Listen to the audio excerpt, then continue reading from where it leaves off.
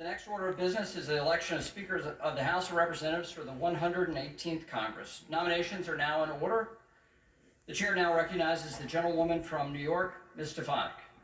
Mr. Speaker Pro Temp, Madam Clerk, colleagues, on behalf of the House Republican Conference, I rise today to nominate the gentleman from Ohio, Jim Jordan, as Speaker of the People's House.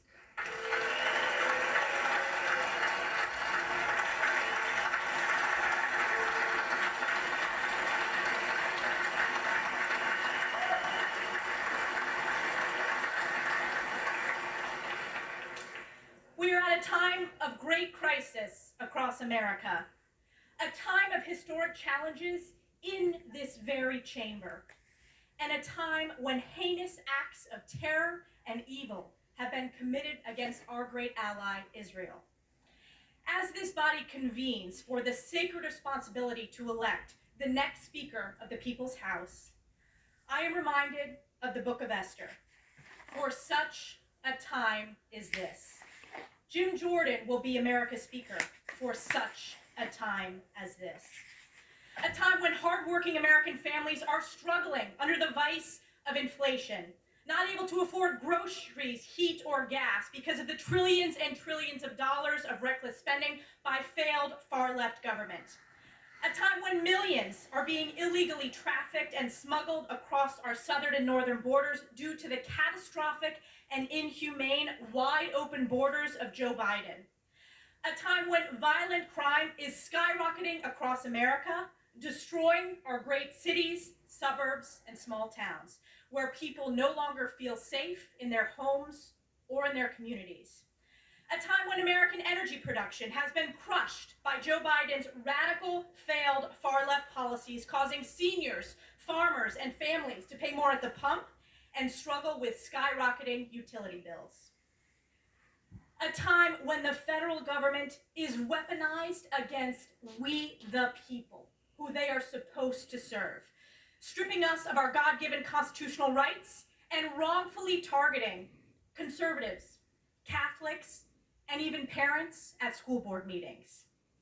And a time when the people of our closest and most precious ally, Israel, suffered the bloodiest day since the Holocaust, with acts of inhumane evil committed by Hamas terrorists backed by Iran, grotesque atrocities, the beheadings of babies, rapes, kidnappings, and slaughter of women, children, and the elderly, and Israelis and Americans taken hostage. We are here in this very chamber for such a time as this. Jim Jordan will be we the people's Speaker for such a time as this. Our friend and colleague Jim Jordan is a patriot. He is an America First warrior who wins the toughest of fights, going after corruption and delivering accountability at the highest levels of government on behalf of we the people. Jim is the voice of the American people who have felt voiceless for far too long.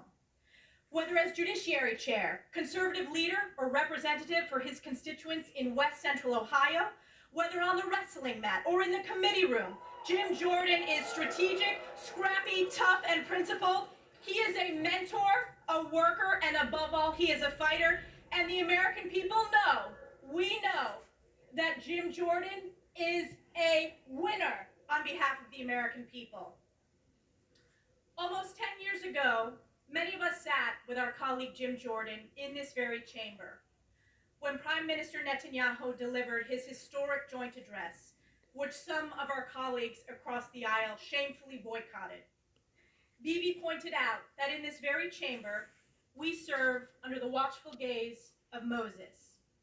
He said, quote, "Overlooking all of us in this chamber is the image of Moses. And before the people of Israel entered the land of Israel, Moses gave us a message that has steeled our resolve for thousands of years.